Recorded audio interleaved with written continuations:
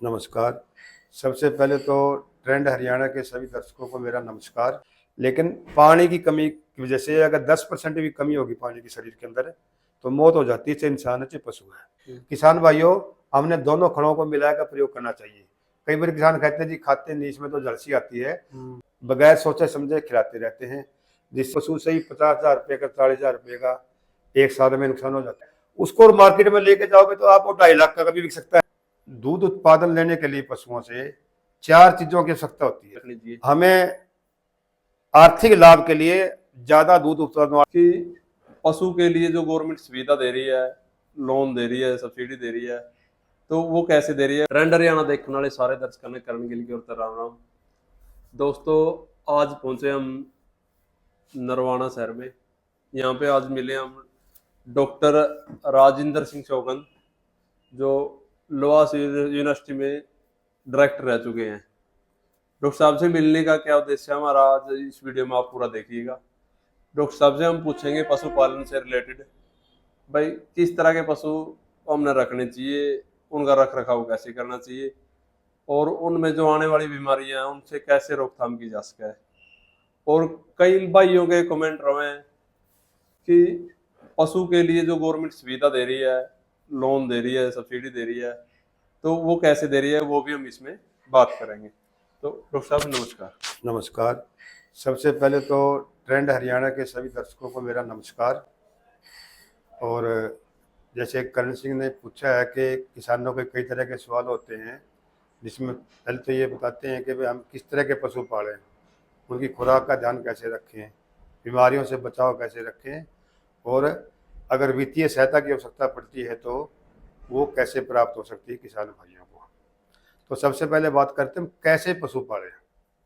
तो मैं किसान भाइयों को बताना चाहता हूँ कि पशु में दूध उत्पादन लेने के लिए पशुओं से 4 चीज़ों की आवश्यकता होती है। नंबर 1, पशु की नस्ल। नस्ल में भी 2 तरह के पशु माने जा सकते हैं मोटी भाषा में।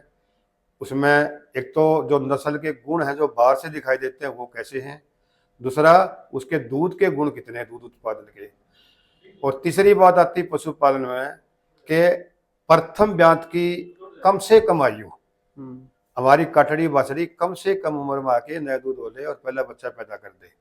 और चौथी बात है कि 2 ब्यातों का अंतर अगर 1 साल या 15 महीने के बीच में हो जाए तो किसी भी किसान को मतलब पशु से कोई नुकसान नहीं हो सकता, बहुत ज़्यादा लाभकारी हो जाता है फिर ये पशुपालन।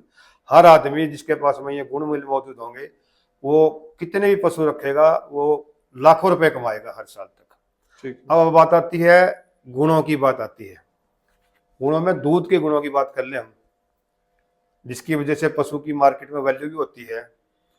तो दूध के जो गुण हैं ये माँ बाप से आते हैं। माँ बाप में भी केवल एक पीढ़ी के गुण हमें नहीं लेना चाहिए, कम से कम 3 पीढ़ियां के गुण देखे जाने चाहिए। अगर हम कोई मान लिया कटड़ा ही खरीद रहे हैं किसी चीज़ का या कटड़ी खरीद रहे हैं, अगर हमारे पास कोई ऐसा पशु मिल रहा है जिस कटड़े के 3 पीढ़ियों का रिकॉर्ड है, यानी उनकी माँ का, माँ की या नानी का और नानी की माँ का, ठीक है, अगर वो रिकॉर्ड है तो फिर हम ये मान के चलते हैं कि भाई इस बच्चे में भी इतने गुण होंगे, चाहे वो नर है चाहे वो मादा है, उसके हिसाब से। और इन गुणों के लिए खास तौर से जो नर पशु है अगर किसी ने लेना है तो उसमें तो कम से कम इन गुणों का मतलब उसको ज्ञान होना चाहिए, ये गुण उसके अंदर मौजूद होने चाहिए। ठीक है। अब बात आती है दूध के गुणों की। अब दूध के गुण हैं, दूध के हिसाब से पशु की मार्केट में वैल्यू भी होती है। 15 किलो दूध की भैंस है, 18 किलो की है, 21 किलो की है, आगे तो फिर रिकॉर्ड में चली जाती है 24-25 किलो, 30 तक के भी एक आध पशु मिल जाते हैं। तो दूध के गुण ये सारे के सारे, और नस्ल के गुण भी ज़्यादातर मतलब पूर्वजों से आते हैं, पूर्वजों से आते हैं। ठीक है। हाँ हाँ। अब मान लिया हमारे पास में एक भैंस है, 7 किलो दूध दे रही है। अगर उसको खुराक की बात करते हैं, खुराक 2 नंबर पर आएगी, पहले नंबर पर गुण आएंगे, खुराक 2 नंबर पर जाएगी। क्योंकि अगर 7 किलो 8 किलो वाली भैंस है उसको हम कुछ भी खिला लें, अगर किसान भाई ये सोचे कि वो 10 किलो दूध दे देगी, 12 किलो दे देगी, नहीं दे सकती, वो 8.5 भी मुश्किल देगी। ठीक है। 18 किलो वाली 15 किलो वाली भैंस तो हो सकता है आपकी 20 किलो भी दे दे, लेकिन 8 किलो वाली क्या, तो घास फूस खिला दोगे उससे भी 8 किलो देगी, और उसको हलवा खिला दोगे आप, काजू बादाम खिला दोगे तो भी वो 8 किलो देगी। उससे हमारे कोई ज्यादा आउटपुट नहीं होना। इसका मतलब डॉक्टर साहब ज्यादा दूध वाली भैंस ही रखनी चाहिए। हमें आर्थिक लाभ के लिए ज्यादा दूध उत्पादन वाले पशु ही रखने चाहिए। ठीक है। ठीक है ना, क्योंकि उन पशुओं की मार्केट में वैल्यू भी ज्यादा होती है। मान लिया एक आदमी के पास में एक भैंस है, 15 किलो दूध दे रही है, तो उसकी कम से कम भी 1.25 लाख रुपए कीमत आजकल बाजार में। बिल्कुल है। 8 किलो दूध दे रही है, उसकी उसके लगभग आधी कीमत हो जाती है। खर्चे लगभग बराबर रहते हैं, दोनों के बराबर रहते हैं, तो इसलिए वो अलाभकारी बन जाता है पशु। तो किसान भाइयों को चाहिए कि अच्छी गुणवत्ता के पशु ही पालें, मतलब। और फिर दूसरी बात आती है, एक तो दूध की, एक उसकी जो शक्ल है, यानी जिस नस्ल से वो संबंध रखता है, क्या उसके गुण उसमें मौजूद हैं, उसके सींग कैसे हैं, उसकी चमड़ी कैसी है, बालों का रंग कैसा है, लेवटी कैसी है, शरीर की बनावट कैसी है, उसका भी बड़ा रोल रहता है। मान लिया एक भैंस है 15 किलो दूध दे रही है, उसके सींग ऐसे लटक रहे हैं, तो मार्केट में क्या मिलेगा उसको? दूध तो अच्छा है, दूध के हिसाब से उसको हो सकता है 1 लाख 1.25 लाख रुपए मिल जाए, वो भी नहीं मिलेंगे मेरे ख्याल में इस नस्ल के। तो अगर एक किसान के पास ऐसी भैंस है, वह मुर्रा नस्ल से बिलोंग करती है, बिल्कुल रूंडे सींग है, 1 रुपए का सिक्का भी सींगों से नहीं निकल रहा है, शायद चमड़ी और चिकनी, मतलब चमड़ी है काले रंग की, सभी बाल काले रंग के हैं, एक भी सफेद बाल शरीर पर नहीं है, अच्छी विकसित लोटी है, और एक छीनी के जैसे उसका शरीर है, आगे से बिल्कुल पतली है, पीछे से बहुत मोटी है। वो पशु भी 15 किलो दूध दे रहा है, उसको मार्केट में लेके जाओगे तो आपको 2.5 लाख का भी बिक सकता है। अगर उसको मुक्तसर में मेले में लेके चले गए, तो जहाँ ब्रीड का मेला लगता है, हो सकता है वहां 5 लाख का भी बिक जाए। देखो पशु भी वही है, दूध उत्पादन उतना है, वजन भी पशु में उतना है, खुराक भी उतनी है, लेकिन कीमत का नस्ल के हिसाब से उसका बहुत ज्यादा फर्क पड़ गया। मतलब कहने का मतलब मिल्किंग के साथ ब्यूटी भी, हाँ, उसकी नस्ल के गुण भी देखे, उसकी शक्ल सूरत भी देखे उसकी दूध के साथ साथ। ठीक है। हाँ, अगली बात आती है खान पान की। देखो किसान भाई, हर किसान भाई सोचता है कि हम अपने पशु को अच्छा खिलाएं, बिल्कुल, और खिलाते भी हैं, लेकिन कई बार मतलब बगैर सोचे समझे खिलाते रहते हैं, जिससे उनका खर्चा तो पूरा होता रहता है, लेकिन दूध का उत्पादन उनका उतना नहीं हो पाता। ये तो हाँ, सबसे बड़ी उसके लिए समस्या है। किसानों को ये जानना जरूरी है कि पशु को चाहिए क्या, पशु की खुराक में क्या चीज चाहिए उसको। सबसे पहले तो चाहिए उसको ऊर्जा, हाँ, इम्यूनिटी चाहिए उसको, ऊर्जा शक्ति, फिर चाहिए प्रोटीन, फिर चाहिए विटामिन, फिर चाहिए खनिज, थोड़ी सी फैट की आवश्यकता होती है, और सबसे ज्यादा पानी की जरूरत होती है। ये पशु की खुराक है। अब सवाल ये आता है कि ये ऊर्जा और प्रोटीन तो ज्यादा चाहिए होती है, बाकी तो नाम मात्र की जरूरत है, ये कहां से मिलेंगी? ठीक है बात। जो ऊर्जा मिलती है अनाज वाली फसलों से, अनाज वाली फसलों के हरे चारे से, और अनाज वाली फसलों के बाई प्रोडक्ट से, सह उत्पाद जिसको बोलते हैं हम, जैसे चावल की किरकी है, चावल की पॉलिश है, गेहूं का छाणस है, मक्के का बाई प्रोडक्ट है, जौ का बाई प्रोडक्ट है, यानी इनके टुकड़े टकड़े जो है छिलका वगैरह, वो उसके हिसाब से। अनाज वाली फसलें कौन सी हैं? गेहूं, बाजरा, ज्वार, मक्का, सरसों। मोटे तौर पर अगर हम हरियाणा की, पंजाब की या उत्तर भारत की बात करें, तो यहाँ पर 8 फसलें अनाज वाली हैं, 7 फसलें। नंबर 1 पे चावल है, गेहूं, मक्का, ज्वार, बाजरा, जौ और जई, ये अनाज वाली फसलें हैं। इनका हरा चारा, एक सिर्फ चावल को छोड़ के बाकी फसलों का हरा चारा भी काम आता है। तो और इनके सह उत्पाद यानी टुकड़े वगैरह जो भी है, छान समान जिसका, ये इनसे ऊर्जा मिलती है, और ये मतलब मुख्य भाग होना चाहिए खुराक का पशु का, ऊर्जा की कमी को पूरा करने के लिए। दूसरी बात आती है प्रोटीन की। प्रोटीन कहाँ से मिलती है? दाल वाली फसलों से, दाल वाली फसलों के छिलके से, दाल वाली फसलों के हरे चारे से, और तेल वाली फसलों की खली से। अब दाल वाली फसलें कौन सी हैं?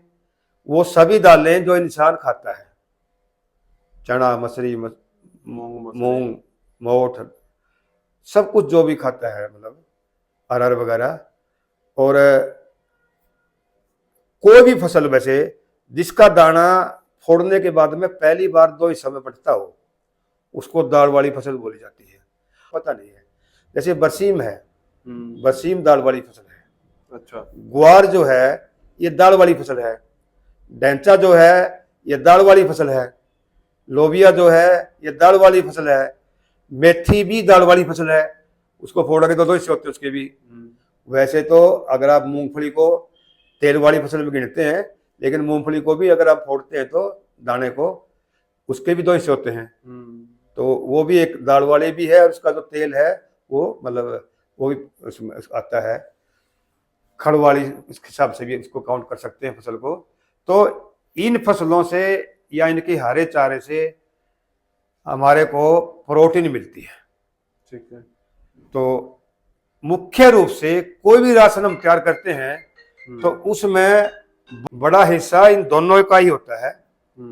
और अगली बात आती है जो पशु के लिए खुराक चाहिए, वो है चिकनाई की।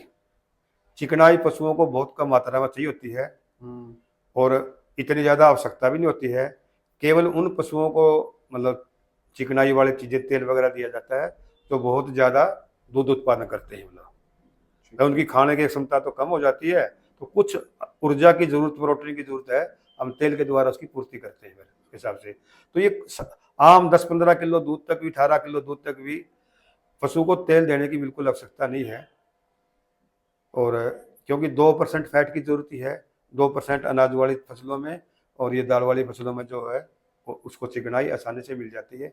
कई बार आप कौन सी फसल खिला रहे उसके ऊपर कई बार ज़्यादा भी मिल जाती है, जरूरत से ज़्यादा मिल जाती है। तो इसलिए अतिरिक्त मतलब थोड़े पशु दूध देने वालों को अतिरिक्त रूप से फैट देने की जरूरत नहीं है, चिकनाई देने की जरूरत नहीं होती। अगली बात है खनिजों की। अब ये हमारे लिए एक बड़ी समस्या बन गई, जिसका ध्यान बहुत ज़्यादा जरूरी है। अगर ध्यान नहीं देंगे तो हमारे को बहुत ज़्यादा आर्थिक लॉस हो जाता है। कई बार एक पशु से ही 50,000 रुपये का, 40,000 रुपये का एक साल में नुकसान हो जाता है इनकी कमी की वजह से। क्योंकि आजकल लगातार फसल चक्र की वजह से धरती में खनिजों की कमी होती जा गई, और अब बिल्कुल कमी हो गई है। वो कमी फिर अनाज में भी चली जाती है, चारे में भी चली जाती है, उसके बाद वो कमी पशु के शरीर में हो जाती है। तो इसको पूरा किस तरह करें जी? उसके कुछ लक्षण भी है, पहले मैं आपको बताना चाहूंगा कि उनकी आंखें डल हो जाती हैं, मतलब अच्छी नहीं होती। चमड़ी का रंग बदल जाता है, खुदरा रंग हो जाता है, बालों का रंग चेंज हो जाता है।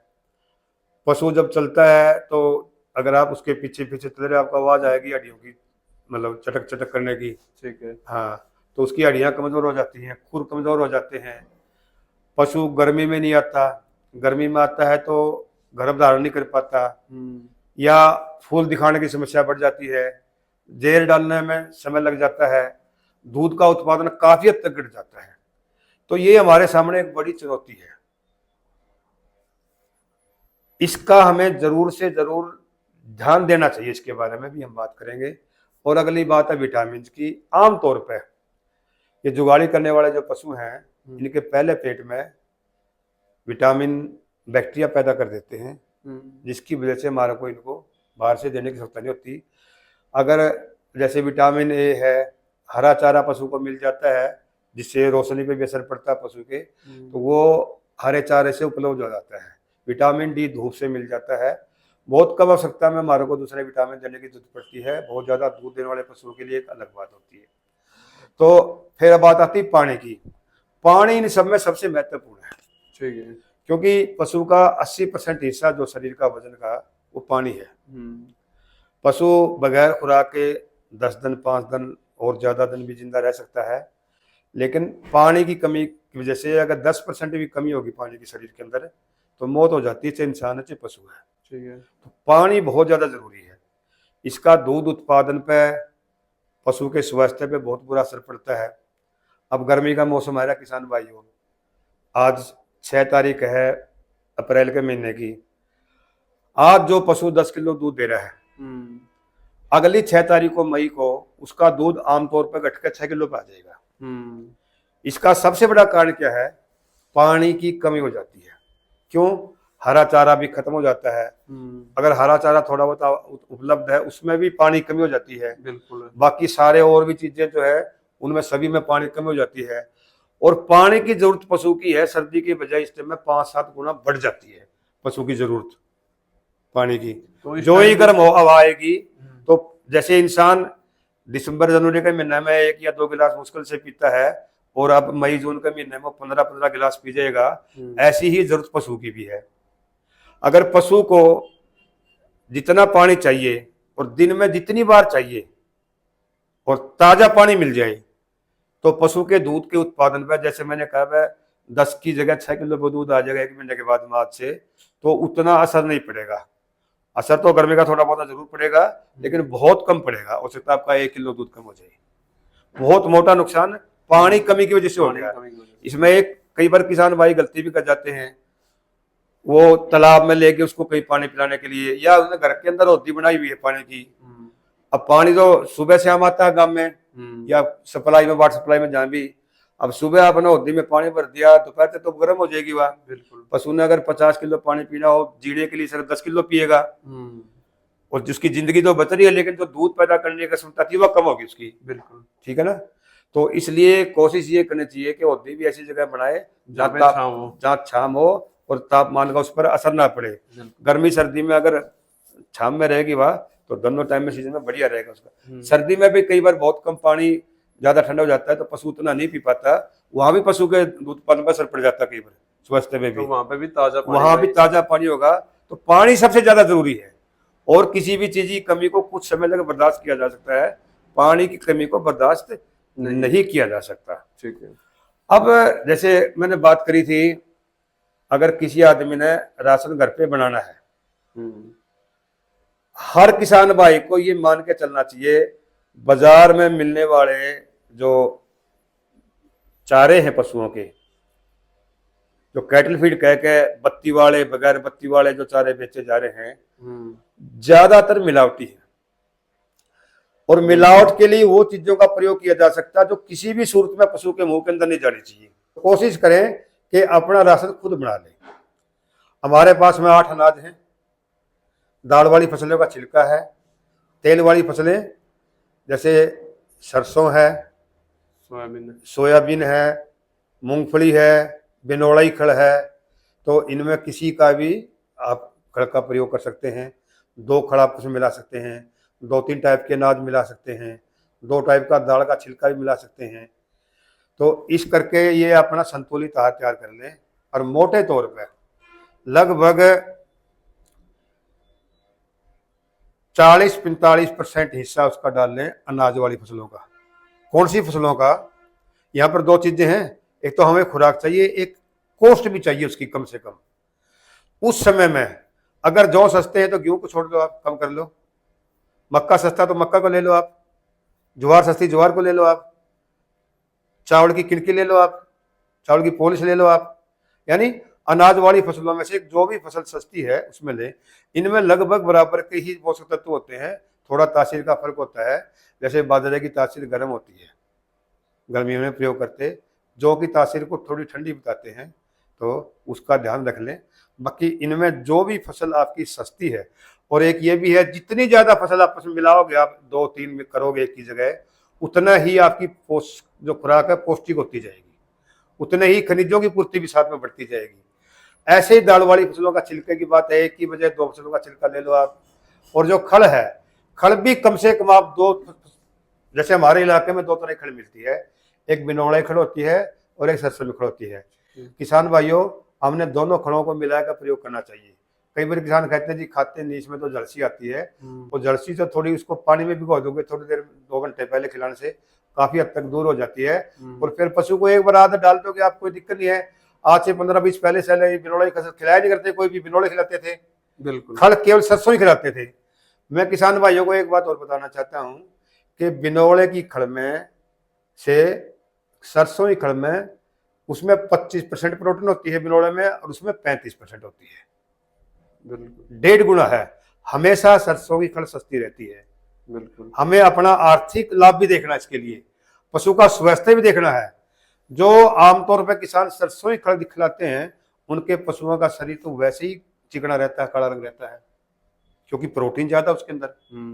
तो इस तरीके से इसमें जैसे 45% हिस्सा हमारा अनाज वाली फसलों का हो गया, 15% हिस्सा हम उसमें ले लेंगे जो दाल वाली फसलों का छिलका वगैरह, और बाकी जो 40% हिस्सा रहेगा उसका वो हम खड़ों के हिसाब से पूरा कर सकते हैं। दोनों को, इनको सारों को मिला के, आजकल चक्कियां भी आ रही हैं, बड़ी बड़ी चक्कियां जो पीस कर उसका दलिया टाइप करती हैं। चारे का, पशुओं के चारे के लिए एक बात का ध्यान रखना चाहिए, कभी भी इसको आटा बना के नहीं खिलाना चाहिए, दलिए के रूप में देना चाहिए, क्योंकि ये मोटा रखना चाहिए। हम तो ये भी एडवाइस करते हैं, बरसीम खिला रहे हो, बरसीम तो पशु पूरी की पूरी बरसीम डाल दोगे तो भी बढ़िया रहेगी उसके शरीर के लिए, लेकिन थोड़ी वेस्टेज ज्यादा हो जाती है इसमें। उससे अच्छा ये है कि अगर आप एक गंडासा उतार दो, 2 गंडासों में से थोड़ा बड़ा साइज काट लोगे तो पशु के हाजमा भी ठीक रहेगा, क्योंकि जुगाली करने वाले पशु हैं ये, जुगाली करेंगे उतनी ज्यादा शरीर में वो पचेगी ज्यादा, क्यों लार ज्यादा पैदा होगी। उसका पहले पेट की जलवायु जहाँ पर ये मतलब खुराक का हजम होने का शुरुआत होती है, वहाँ की जलवायु ठीक रहेगी, बैक्टीरिया ठीक काम करेंगे। तो इसलिए ज्यादा बारीक आटा वगैरह नहीं देना चाहिए, हमने मोटा दलिया रूप में ही पशुओं को खिलाना चाहिए।